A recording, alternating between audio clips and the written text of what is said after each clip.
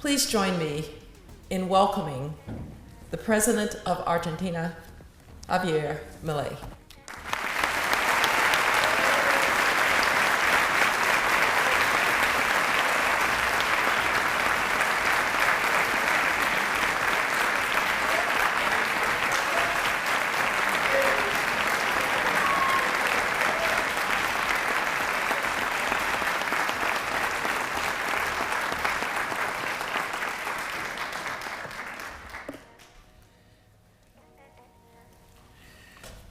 Buen día, muchísimas gracias por permitirme tener el honor de estar aquí con ustedes y por poder transmitirle algunas de las ideas que están siendo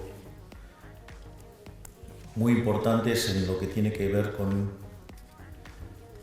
el gobierno que nosotros estamos llevando a cabo en Argentina. Naturalmente, en ningún momento dejo de ser economista y hay cuestiones que se vuelven súper importantes, sobre todo en lo que tiene que ver con la toma de decisiones. Y en la charla de hoy me quiero focalizar en uno de los temas que desarrollo en mi reciente libro, que se llama Capitalismo, Socialismo y la Trampa Neoclásica.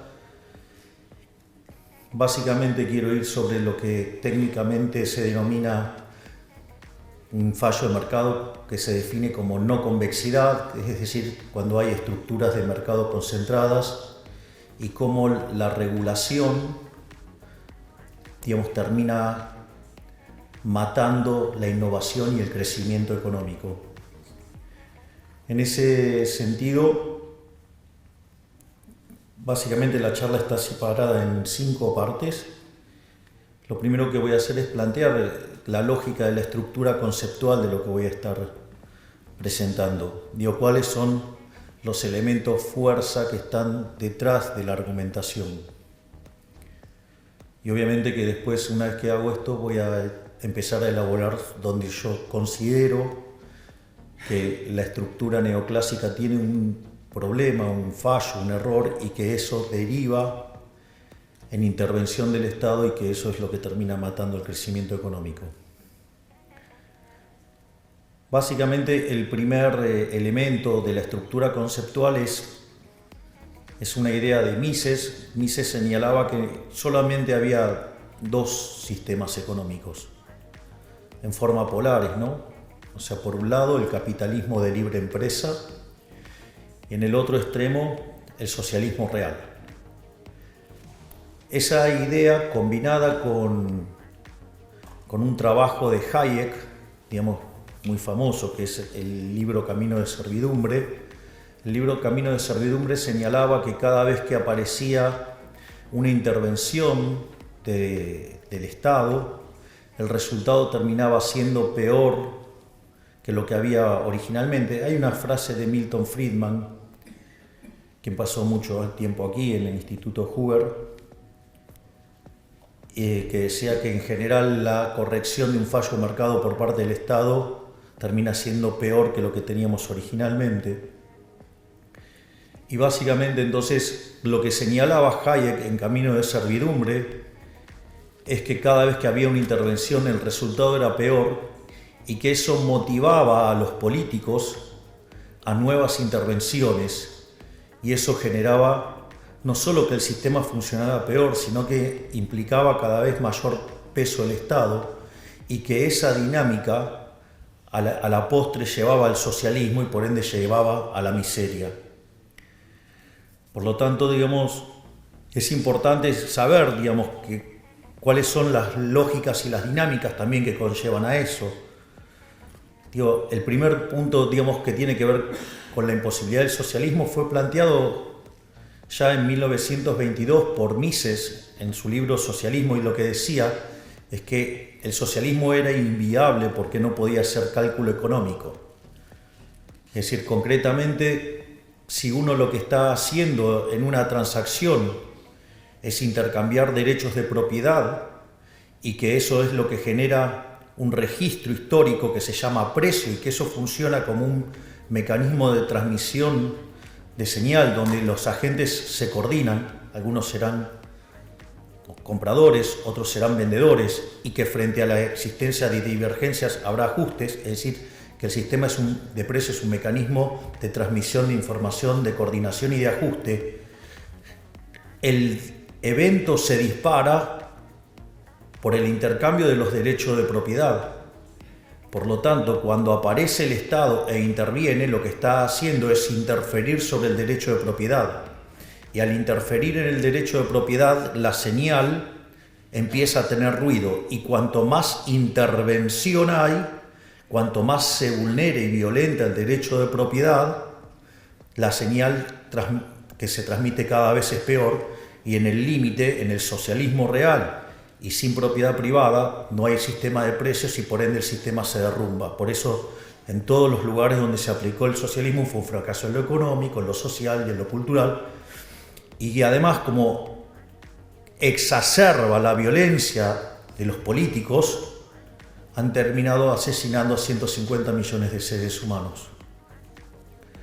La otra cuestión que también es muy importante y que entra dentro de estos problemas que se van generando con la presencia del socialismo y la intervención del Estado, es que además se genera una incompatibilidad de incentivos, porque si ustedes van a estar ganando dinero, y se esfuerzan para ganar dinero, como decía Milton Friedman, digamos, lo que tiene que ver con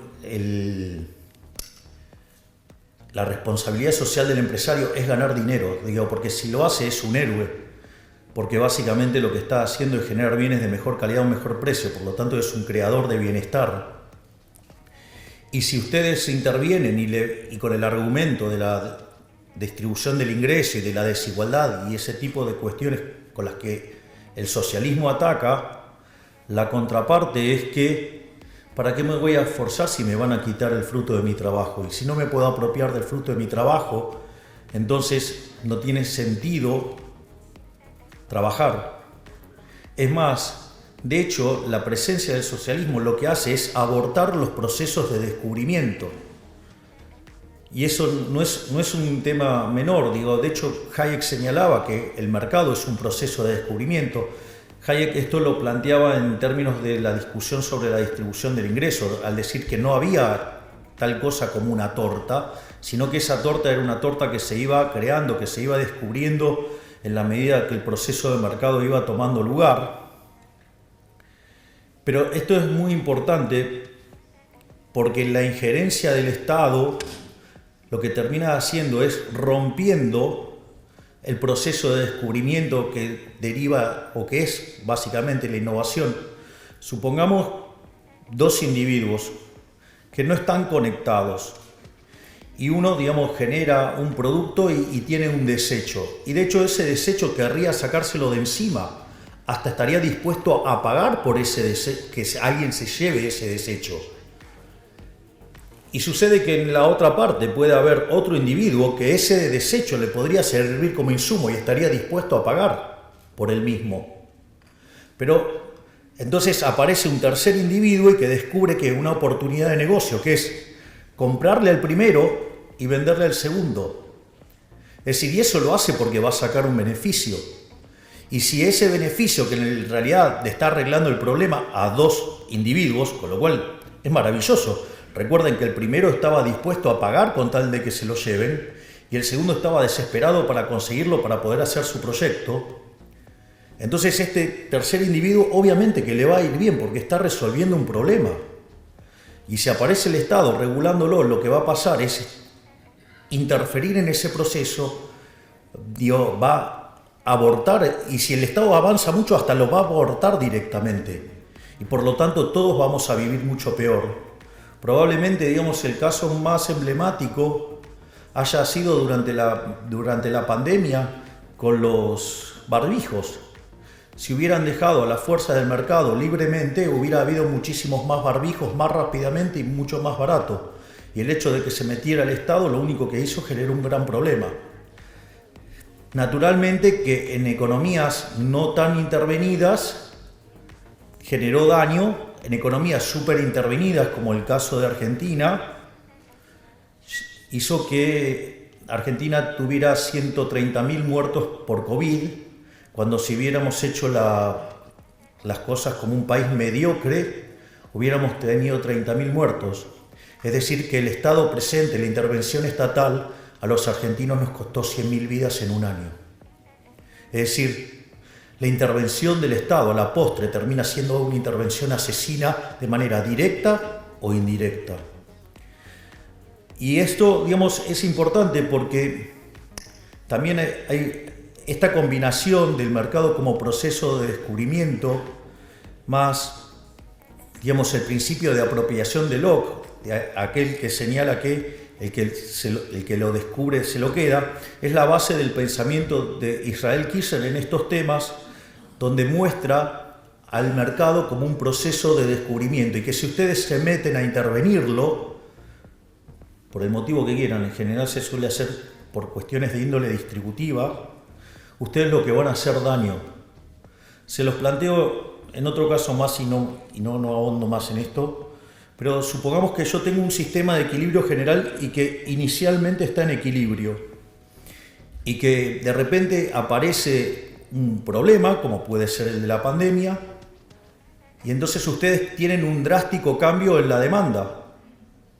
Ese cambio drástico en la demanda lo que va a hacer que algunos productos van a ser muy demandados y su precio naturalmente de corto plazo va a ser muy alto.